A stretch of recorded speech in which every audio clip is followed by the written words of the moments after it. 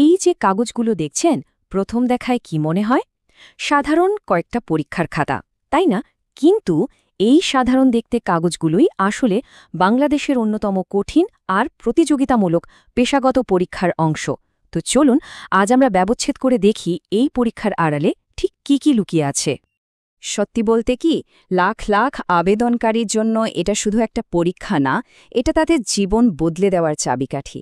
একবার ভাবুন, একটা সফল পরীক্ষা মানেই সম্মান, একটা স্থিতিশীল জীবন আর স্বপ্নের এক নতুন দিগন্ত। এর গুরুত্ব যে কতটা অপরিসীম তা আর আলাদা করে বলার দরকারই পড়ে না। আচ্ছা, তাহলে চলুন এই কঠিন পরীক্ষার গঠনটাকে একটু ভেঙে চুরে দেখা যাক।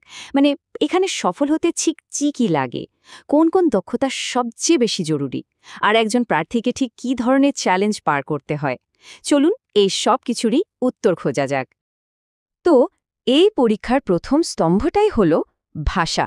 আর মজার ব্যাপার হলো, এখানে যে কোনো একটা ভাষা জানলেই কিন্তু চলবে না। বাংলা এবং ইংরেজি এই দুটো ভাষার ওপরেই সমান এবং একেবারে নিখুঁত দখল থাকাটা বাধ্যতামূলক। দেখুন, একদিকে যেমন বাংলার জটিল সব প্রশ্ন, ঠিক তার পাশেই রয়েছে ইংরেজির কঠিন সব গ্রামার। প্রার্থীদের কাছ থেকে আশা করা হয় যে তারা দুটো ভাষাতেই সমান পারদর্শী হবে।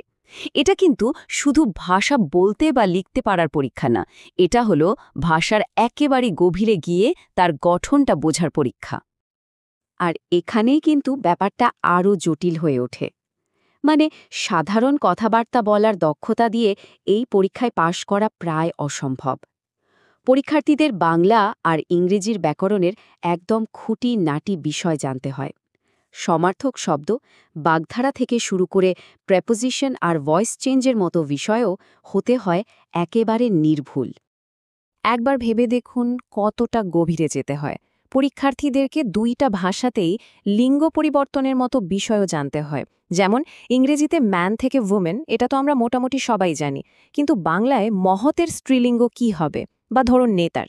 এই ছোট ছোট কিন্তু ভীষণ গুরুত্বপূর্ণ বিষয়গুলি কিন্তু পরীক্ষার আসল মানটা ঠিক করে দেয়। আচ্ছা, ভাষা তো গেল, এবার আসা যাক দ্বিতীয় স্তম্ভে। এখানে পরীক্ষাটা হলো যুক্তি আর সংখ্যার। আর এখানকার সবচেয়ে বড় চ্যালেঞ্জটা কি জানেন? সময়। একদম সীমিত সময়ে কিভাবে গাণিতিক আর যৌক্তিক দক্ষতার পরীক্ষা নেওয়া হয়, চলুন সেটাই দেখি। চলুন এই প্রশ্নটার দিকে একটু তাকানো যাক। প্রশ্নটা হলো, বার্ষিক 5% হারে জনসংখ্যা বাড়লে 4 বছরে একটা শহরের জনসংখ্যা ঠিক কতখানি বাড়বে? একটু ভাবুন তো, এই ধরনের একটা সমস্যার সমাধান কিভাবে করা যেতে পারে? আর হ্যাঁ,